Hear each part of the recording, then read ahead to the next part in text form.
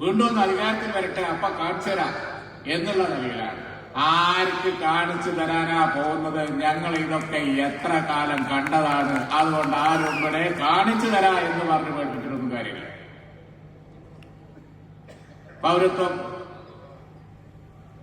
ആ പൗരത്വം വലിയ പ്രശ്നമാണ് എന്ന് ചൂണ്ടിക്കാണിച്ച് അത് കാട്ടി കേരള ഗവൺമെന്റ് കണ്ടില്ലേ എന്ന് പറഞ്ഞ് അതിനുള്ള പരിഹാരം എന്താ? മൂക്ക് കീപ്പിട്ടായ എല്ലാവർക്കും അറിയാം പൗരത്വ പ്രശ്നം പരിഹരിക്കണം എന്നുണ്ടെങ്കിൽ കേന്ദ്രത്തിൽ ഭരണം മാറണം എന്നുള്ളത്. ഇവിടെ മുഖ്യമന്ത്രി പറയുന്നു കേന്ദ്രത്തിൽ BJP-ക്കാരെന്നെ ഭരിച്ചോട്ടെ, പൗരത്വം ഞങ്ങൾ നടപ്പിലാക്കൂല. ആരെ പറ്റിക്കാനാണ്? അത് പറഞ്ഞോര് പറയണം. അല്ലാതെ ഈ താപട്ടത്ത് കിടക്കുന്ന കേരളത്തില് കിടക്കുന്ന CPM-ഉം ഇടതുപക്ഷവും പറഞ്ഞാൽ ഇന്ത്യ രാജ്യത്ത് നടപ്പിലാവൂല. നമുക്കറിയാം അങ്ങനെ ഒരു കാര്യം നടപ്പിലാക്കാൻ ഒരു കഴിയില്ല. അവരുടെ ശക്തി എത്ര ഉണ്ടെന്ന് നമുക്കറിയാം. ഓലിപ്പോ ലീഗിന്റെ കൊടി കെട്ടുന്നുണ്ടോ എന്ന് നോക്കി നടക്കുകയാണ്. ലീഗിന്റെ കൊടി കെട്ടുന്നുണ്ടോ അയക്കുന്നുണ്ടോ എന്ന് നോക്കി നടക്കണോരെ കൊടി കോൺഗ്രസിന്റെ വടി ഉണ്ടെങ്കിലേ കൊടി കെട്ടുള്ളൂ. അതിർത്തി കടന്നാൽ തമിഴ്നാട്ടിലാണെങ്കിലും കർണാടകയിലാണെങ്കിലും ഒക്കെ കോൺഗ്രസിന്റെ വടി വേണം. ആ വടിമലല്ലാതെ CPM-ന്റെ കൊടി കെട്ടാൻ കഴിയില്ല. ഇവിടുന്ന് അങ്ങ് വിട്ടാ എവിടെയും. അപ്പൊ രാഹുൽ ഗാന്ധി വരുമ്പോ ഇവിടെ കൊടിയാത്താണോ നോക്കുന്നത്? നിങ്ങളെ നല്ല കാലം വിചാരിച്ചാൽ മതി. കാരണം എന്താ? അല്ലെങ്കിൽ ഞങ്ങളെ വടിമ കൊണ്ട് നിങ്ങളെ കൊടി കെട്ടേണ്ടി വരുമായിരുന്നു എന്നുള്ളതാണ് സത്യം. കർണാടകയിൽ നിന്ന് ആരെങ്കിലും തമിഴ്നാട്ടിൽ നിന്ന് ആരെങ്കിലും വഴിതെറ്റി വന്നാൽ നിങ്ങളെ കൊടി കൊണ്ടുവന്നാൽ നേരെ രാഹുൽ ഗാന്ധിന്റെ യോഗത്തിലേക്ക് കയറും. കാരണം എന്താ? അവിടെയൊക്കെ കോൺഗ്രസിന്റെ ബംഗാളിലാണെങ്കിലും കർണാടകയിലാണെങ്കിലും കോൺഗ്രസ് സഹായിച്ചാലേ ഒരു CPM-ന്റെ ഇടതുപക്ഷത്തിന്റെ സ്ഥാനാർത്ഥി കൊടുക്കാൻ കഴിയുള്ളൂ. എന്നിട്ടാണോ അവർ ഇന്ത്യ രാജ്യത്ത് പൗരത്വം നടപ്പിലാക്കുന്നത് തടയാൻ ഞങ്ങളെ കൊണ്ട് കഴിയുമെന്ന് പറയുന്നത്? കഴിയില്ല. പൗരത്വം നടപ്പിലാക്കാതിരിക്കണം എന്നുണ്ടെങ്കിൽ, പൗരത്വത്തിൽ പക്ഷപാതം കാണിക്കാതിരിക്കണം എന്നുണ്ടെങ്കിൽ അത് ഒരേ ഒരു ശക്തിക്കേ പറ്റുള്ളൂ. അത് ഇന്ത്യൻ നാഷണൽ കോൺഗ്രസും അതിന്റെ കൂടെ നിൽക്കണവരും അധികാരത്തിൽ വരണം. ആ കാര്യം പറയേണ്ടവര് പറയണം. പറയേണ്ട ആള് ഞങ്ങളൊക്കെ സാക്ഷിയാണ്. ഇന്നലെ സാദിഖലി സിയാബ്താങ്ങളുണ്ടായിരുന്നു, ഞങ്ങളൊക്കെ ഉണ്ടായിരുന്നു, രമേശേന്ദ്രൻ ഉണ്ടായിരുന്നു, സതീശനുണ്ടായിരുന്നു, ബാക്കിയുള്ള എല്ലാ ആളുകളും ഉണ്ടായിരുന്നു. പറയേണ്ട ആൾ ഇന്നലെ കോഴിക്കോട് കടപ്പുറത്ത് പറഞ്ഞിട്ടുണ്ട്. എന്താ പറഞ്ഞത്?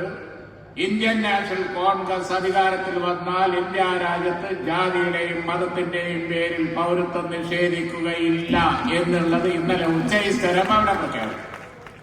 അതാണ് ഗ്യാരണ്ടി. മോഡി ഒരുപാട് ഗ്യാരണ്ടിയും പറഞ്ഞു നടക്കുന്നുണ്ട്. അതേമാതിരി ഒരു ഗ്യാരണ്ടി മുഖ്യമന്ത്രി പറഞ്ഞിട്ട് വല്ല കാര്യമുണ്ടോ? ഒരു കാര്യമില്ല. ഈ കാര്യത്തിൽ ഗ്യാരണ്ടി പറയേണ്ട ആള് ഇന്നലെ കോഴിക്കോട് കടപ്പുറത്ത് വെച്ച് പറഞ്ഞിട്ടുണ്ട്. ആരും പേടിക്കണ്ട.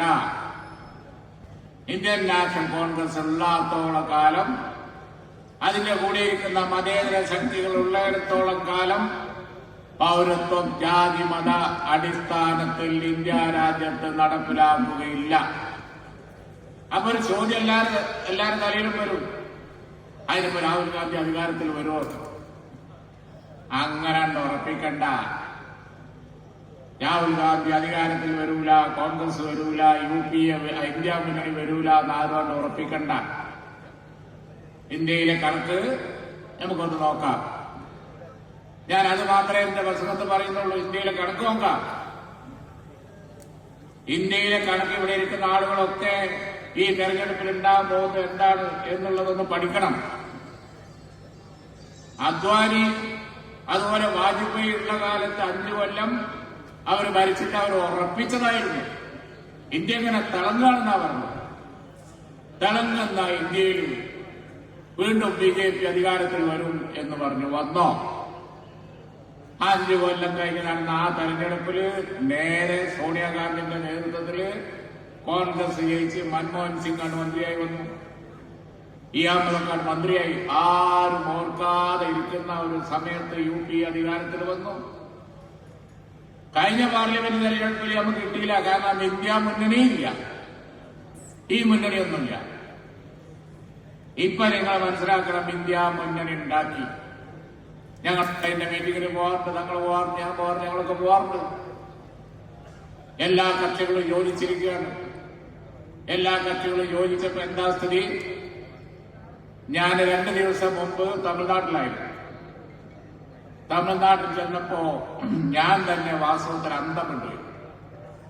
കാരണം എന്താ, അവിടെ ഗനി മത്സരിക്കുന്ന രാമനാഥപുരത്തും അതുപോലെ തന്നെ അതിന്റെ അടുത്തുള്ള മണ്ഡലത്തിലും ഒക്കെയുള്ള സ്ഥിതികള് ഞാനൊന്ന് അന്വേഷിച്ചപ്പോ അവിടെയുള്ള ആവേശം കണ്ടപ്പോ ഞാൻ ചോദിച്ചു, എങ്ങനെയുണ്ട് തമിഴ്നാട്ടിലെ കാര്യം എന്നുള്ളത്. അവരെന്താ പറയുന്നത് വെച്ചാൽ, എഴുതി വെച്ചോളി, ഒരൊറ്റ സീറ്റ് ഇവിടെ DMK മുന്നണിക്കല്ലാതെ വേറൊരു മുന്നണിക്കും കിട്ടാൻ പോകില്ല, BJPക്കൊക്കെ കിട്ടാൻ പോകുന്നു വട്ടപൂജ്യമാണ്. 40 പോണ്ടിച്ചേരിയും അവിടെ കൂടി 40 സീറ്റും അവിടെ DMK നേതൃത്വത്തിലുള്ള മുന്നണിയിലേക്ക്. ഗനിക്കെതിരെ മത്സരിക്കുന്നത് പന്നീർസെൽവം പഴയ മുഖ്യമന്ത്രിയാണ്. അപ്പൊ ഞാനൊന്ന് ചോദിച്ചു, നമ്മളെ സ്ഥാനാർത്ഥി, ലീഗ് സ്ഥാനാർത്ഥി കോണി ചിഹ്നത്തിലാണ് മത്സരിക്കുന്നത് രാമനാഥപുരത്ത്. ഇവിടെ പന്നീർസെൽവം മുൻ മുഖ്യമന്ത്രിയാണല്ലോ എന്ന് പറഞ്ഞു. ഒരു കാര്യമില്ല, നമുക്ക് ഗണിതാൻ പോതും എന്നാണ് അവര് ഉച്ചസ്ഥരം എന്നോട് പറഞ്ഞത്. ഇവിടെ ഗനിയെ ജയിക്കുള്ളൂ. തമിഴ്നാട്ടിൽ മുഴുവൻ സ്ഥിതി അതാണ്, കേരളത്തിൽ സ്ഥിതി അതാണ്. ഇപ്പൊ ഇങ്ങോട്ട് വന്ന ഇവിടെ എത്തുമെന്നറിയില്ല, എനിക്ക് യാതൊരു ഉറപ്പില്ല. ശിവകുമാർ കർണാടകയിൽ BJPയെ തറ വെട്ടിച്ച ആളാണ്. കർണാടകയിൽ എന്തുണ്ടാവും എന്ന് ചോദിച്ചപ്പോ അവിടെയും കൂട്ടിത്തൊടൂല, തൂത്ത് വാരും ഇന്ത്യൻ നാഷണൽ കോൺഗ്രസ് അവിടെയും. അങ്ങനെ ദക്ഷിണേന്ത്യയിൽ നോക്കുമ്പോ ഒരൊറ്റ സ്റ്റേറ്റിലും BJPക്കോ ആ മുന്നണിക്കോ സീറ്റില്ല. ആന്ധ്രയിൽ സ്ഥിതി മോശമാണ്. തെലങ്കാനയിൽ കോൺഗ്രസ് അധികാരത്തിൽ വന്നു കഴിഞ്ഞു. അതേപോലെ തന്നെ എല്ലാ സ്ഥലങ്ങളിലും വലിയ മാറ്റം. പിന്നാകെ ഇവർക്ക് ഹോപ്പുണ്ടായിരുന്ന സ്ഥലം വന്നുകൊണ്ടിരിക്കുന്നത് ഫിറോസല്ലേ ആണ്. പിന്നാകെ ഇവർക്ക് ഹോപ്പുണ്ടായിരുന്ന ഒരു സ്ഥലം എന്ന് പറയുന്നത് ബീഹാറാണ്. അവിടെ ഒരു മുഖ്യമന്ത്രി ഉണ്ട്, ആളുകളെ പറ്റിക്കുന്നതിനൊരു കണക്കില്ലേ. ആ മുഖ്യമന്ത്രി നിതീഷ് കുമാർ എപ്പോഴും വെയിലിന്റെ പുറത്തേക്കുള്ളൂ. തരം കിട്ടിയാൽ അങ്ങോട്ട് ചാടും, പിന്നെ ഇങ്ങോട്ട് ചാടും. ചാടി അവിടെ ആളുകളിൽ നിതീഷ് കുമാറിനുള്ള മതിപ്പ് പറ്റപ്പോയി. അതുകൊണ്ട് ബീഹാറിൽ വലിയ സംഖ്യ കോൺഗ്രസും അതായത് ലാലു പ്രസാദ് യാദവ് എല്ലാം കൂടി നേടും. അങ്ങനെ കണക്കാണ്ട് നോക്കിയാൽ നിങ്ങൾ ചോദിക്കും, രാഷ്ട്രീയം അറിയാവുന്ന ആളുകളോട് ചോദിക്കും, എവിടെ BJPക്ക് ഇനി സീറ്റ് കിട്ടുക? ബംഗാളിൽ കിട്ടൂല, നമുക്കറിയാം, മമതയെല്ലാം കൂടി. അതുപോലെ തന്നെ മറ്റു സ്റ്റേറ്റുകളിൽ ഇപ്പോ മഹാരാഷ്ട്രയില് വലിയ യോജിപ്പാണ് ഇന്ത്യ മുന്നണി ഉണ്ടാക്കിയിരിക്കുന്നത്. ആകെ UPയിൽ മാത്രം രാമക്ഷേത്രവും ബാക്കിയുള്ളതും എല്ലാം കൂടിയായി എല്ലാ ഇതും കാണിച്ചതിന് ശേഷം UP കിട്ടും എന്നാണ് വിചാരം. പക്ഷേ UPയിലെ പിക്ചറും മാറി വരികയാണ്. ഈ തെരഞ്ഞെടുപ്പ് നമുക്കറിയാലോ, പെട്ടെന്നൊന്നും തീരൂല. ഇവിടെ നമുക്ക് 26-ാം തീയതി തീരും, തമിഴ്നാട്ടിൽ 19-ാം തീയതി തീരും. പക്ഷേ പല സ്റ്റേറ്റുകളിലും തെരഞ്ഞെടുപ്പിന് ഇനിയും സമയമുണ്ട്. എന്താ പ്രധാനമന്ത്രി ശ്രീ മോഡി ഇങ്ങനെ പരക്കം പായുന്നത്? കേരളത്തിൽ എത്ര പ്രാവശ്യം വന്നുപോയാലും വരും പോവും ചെയ്തുകൊണ്ട് വരാ പോവാ എന്നല്ലാതെ എടുക്കാൻ വല്ലതുണ്ടാവോ? കേരളത്തിൽ ഒന്നും ഉണ്ടാവില്ല. അങ്ങനെയാണല്ലോ. നമ്മളൊക്കെ ഈ സീറ്റ് നമ്മളെ ജയിക്കണം, എന്നെ ജയിപ്പിക്കണം എന്നാ പറഞ്ഞു. അവരെ സ്ഥാനാർത്ഥി കഴിഞ്ഞ പ്രാവശ്യം തൃശ്ശൂരിൽ പറഞ്ഞ് ഞാൻ ഈ സീറ്റ് എടുത്തോണ്ട് പോകാമെന്നാണ്. അങ്ങനെ എടുത്തോണ്ട് പോകാൻ വേണ്ടി കുറെ ആൾ അവിടെ ഇവിടെയൊക്കെ മത്സരിക്കുന്നുണ്ട്. ഒറ്റ ഒന്ന് നിലം തൊടൂല എന്നുള്ളത് നമുക്കറിയാം. ഇവിടെ ഈ കുറി ശരിയായ 2020 20-ലും ഐക്യ ജനാധിപത്യ മുന്നണി തൂത്തുവാരിയിരിക്കും എന്ന് ഞാൻ പറയല്ലോ. എല്ലാ സർവേകളും അത് വ്യക്തമാക്കിക്കൊണ്ടിരിക്കുകയാണ്. മനോരമ സർവേ നടത്തി, മാതൃഭൂമി സർവേ നടത്തി, ഏഷ്യാനെറ്റ് സർവേ നടത്തി, വേറെ എല്ലാ ചാനലുകളും നടത്തി. 1, 2, 3 സീറ്റുകളിൽ മാത്രമാണ് കേരളത്തിൽ ഇപ്പോൾ സീരിയസ് ആയിട്ടുള്ള ഒരു മത്സരം നടക്കുന്നത് എന്നാണ് പറയുന്നത്. എന്താ ഈ മാറ്റം? എന്താ ഈ മാറ്റം? ഈ മാറ്റാണ് ഇന്ത്യ രാജ്യത്ത് പെൺകൊണ്ട് വരുന്ന DK ശിവകുമാർ. ആരെങ്കിലും വിചാരിച്ചോ കർണാടകയിൽ ഇതേപോലുള്ള ഒരു ഒറ്റക്ക് കോൺഗ്രസ്? അവിടുത്തെ ജനതാദളും ഗവൺമെന്റ് ജനതാദളും ബാക്കിയുള്ളതും ഒക്കെ ഉണ്ടായിട്ടുണ്ട്, BJP ഉണ്ടായിട്ടുണ്ട്. ഈ കർണാടകയില് കോൺഗ്രസ് ഇങ്ങനെ തിരിച്ചു വരും എന്നാരെങ്കിലും വിചാരിച്ചോ? അതേപോലെ തന്നെ തെലങ്കാനയിൽ വിചാരിച്ചോ? ആ അത്ഭുതമാണ് ഇന്ത്യ രാജ്യത്ത് ഉണ്ടാകുമ്പോൾ. അതുകൊണ്ട് ആരും മനപ്പായസം ഉണ്ടണ്ട. ഇന്ത്യ രാജ്യത്ത് ഒരു സംശയവും വേണ്ട. ശ്രീ രാഹുൽ ഗാന്ധി പ്രധാനമന്ത്രിയായി വരും എന്നുള്ള കാര്യത്തിൽ യാതൊരു സംശയവും വേണ്ട. നോക്കാം. നമുക്ക് അഭിപ്രായ വോട്ടെടുപ്പിന്റെ സമയം വരുമ്പോഴേക്ക് നമുക്കൊക്കെ മനസ്സിലാവും. അവിടെയാണ് പൗരത്വത്തിന്റെ പ്രശ്നത്തെ. അവിടെയാണ് പൗരത്വത്തിൽ വർത്താനം പറയാൻ ആള് വേണ്ടത്, പാർലമെന്റിൽ ആള് വേണ്ടത്. അവിടെയാണ് വർത്താനം പറയേണ്ട നല്ല ആളുകളെ തെരഞ്ഞെടുത്ത് അയക്കണം എന്നുള്ളതിന്റെ പ്രസക്തിയുള്ളത്. സീറ്റുകളുടെ എണ്ണത്തിൽ അങ്ങോട്ടോ കുറച്ച് മാറ്റമൊക്കെ വന്നാൽ ഏറ്റവും കൂടുതൽ സീറ്റ് കിട്ടേണ്ടത് ഇന്ത്യൻ നാഷണൽ കോൺഗ്രസിനാണ്. അപ്പോഴാണ് പ്രസിഡന്റ് വിളിക്കൽ നിർബന്ധമാവുക. അതിന്റെ കൂടെ വർത്തമാനം പറയാൻ പറ്റുന്ന ആൾ വേണം. സമദാനിന് അതിന് പറ്റും. സമദാനിക്കെതിരെ മത്സരിക്കുന്ന ആളുകൾക്ക് അതിന് കഴിയുമോ? ബഷീർ സാഹിബിനെതിരെ മത്സരിക്കുന്ന ആളുകൾക്ക് അതിന് കഴിയുമോ? നാടാടെ പാർലമെന്റ് കാണുന്ന ആൾക്കാരൊക്കെ ട്രെയിനിങ്ങിന് അയക്കാൻ പറ്റിയൊരു കാലാണോ നമ്മളിപ്പോ കടന്നുപോയിക്കൊണ്ടിരിക്കുന്ന ഇന്ത്യയിലുള്ളത്? എവിടെയാണ് ഈ പാർലമെന്റ്? നമ്മൾ പറഞ്ഞു കൊടുക്കേണ്ടി വരും. എന്നിട്ട് നിങ്ങൾ ആരെയും തന്നെ പോയി ഓട്ടോറിക്ഷ എടുത്ത് കൊണ്ടേയാക്കി കൊടുക്കേണ്ടി വരും. എന്നിട്ട് ഇവിടെ നീച്ചു നിൽക്കൽ ഇങ്ങനെയാണ്, ഇരിക്കൽ ഇങ്ങനെയാണ് എന്നൊക്കെ പറഞ്ഞു കൊടുക്കേണ്ടി വരും. അതിനൊക്കെ പാർക്കാ ഒഴിവ്? മോഡി ഇതിന് വല്ലതും കാത്തുപ്പോ? അതുകൊണ്ട് മോഡിയെ പിടിച്ചു കെട്ടണം എന്നുണ്ടെങ്കിൽ 4 വർത്തമാനം അദ്ദേഹത്തിന് പറഞ്ഞാൽ മനസ്സിലാകുന്ന ഭാഷയിൽ പറയേണ്ടി വരും. പച്ച മലയാളത്തിൽ പോയി പറയുന്നു. അവിടെ ട്രാൻസ്ലേറ്റ് ചെയ്യാനുള്ള മെഷീനൊക്കെ ഉണ്ട്. അതെനിക്കറിയില്ല എന്ന് വിചാരിക്കേണ്ട. അത്യാവശ്യം ഒരു പ്രാവശ്യം ഞാനും അവിടെ പോയിട്ടുണ്ട്. അതുകൊണ്ട് അത് എനിക്ക് നല്ലപോലെ അറിയത്തില്ല. പക്ഷേ എന്തിനായി ഗതികളുള്ളത്? സമുദായക്ക് ഏത് ഭാഷ വേണമെങ്കിലും സംസാരിക്കാൻ അറിയാം. ഉറുദു വേണോ ഉറുദു അറിയാം, അറബി വേണോ അറബി അറിയാം, ഇംഗ്ലീഷ് വേണോ ഇംഗ്ലീഷ് അറിയാം. അത്യാവശ്യം ഇന്ത്യയിലെ പല ഭാഷകളും മൂപ്പർക്ക് അറിയാം. ഇതൊക്കെ അറിഞ്ഞ ഒരാളെ നമ്മുടെ കയ്യിലുണ്ടാവുമ്പോ ഈ നടാൻ അവിടെ കൊണ്ട് ഇതൊക്കെ പഠിപ്പിച്ചുണ്ടാക്കി പരിശീലിപ്പിച്ച് ട്രെയിനിങ്ങിന് അയക്കണം ഒരാളെ തെരഞ്ഞു പോകേണ്ട വല്ല കാര്യമുണ്ടോ? ഈ ടി മുഹമ്മദ് ബഷീർ സാഹിബും അങ്ങനെ തന്നെ പയറ്റി കഴിഞ്ഞ ആളാണ്. അപ്പൊ അങ്ങനെ തലയെടുപ്പുള്ള കരുത്തുള്ള ആളുകളെ പിന്നെ ഈ മലപ്പുറം ജില്ലയിൽ നയിക്കുന്ന ഒരാളാരാ? അതാണ് നമ്മുടെ അഭിമാനം, ശ്രീ രാഹുൽ ഗാന്ധി. ഈ മലപ്പുറം ജില്ലയിൽ നിന്ന് നമ്മൾ തെരഞ്ഞെടുത്തയച്ചാണ്. കഴിഞ്ഞ പ്രാവശ്യം തെരഞ്ഞെടുത്തയച്ച് പ്രധാനമന്ത്രിയാവും എന്ന് വിചാരിച്ച് 4 ലക്ഷം വോട്ടുമൊക്കെയായി നമ്മൾ അയച്ചു.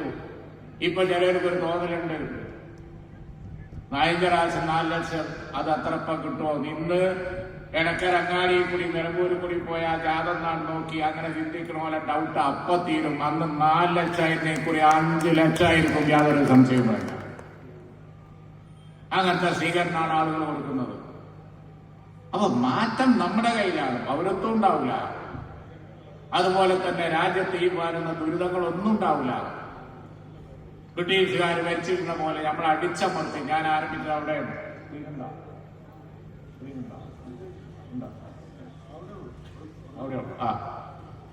ഉള്ളിൽ വേണം. ബഹുമാനായ ശ്രീ ശിവകുമാരങ്ങളെ കർണാടക ഉപമുഖ്യമന്ത്രി ഇങ്ങോട്ട് എത്താൻ കഴിയാതെ പോയാൽ അദ്ദേഹത്തിന് കുറ്റം പറഞ്ഞിട്ട് ഒരു കാര്യമില്ല.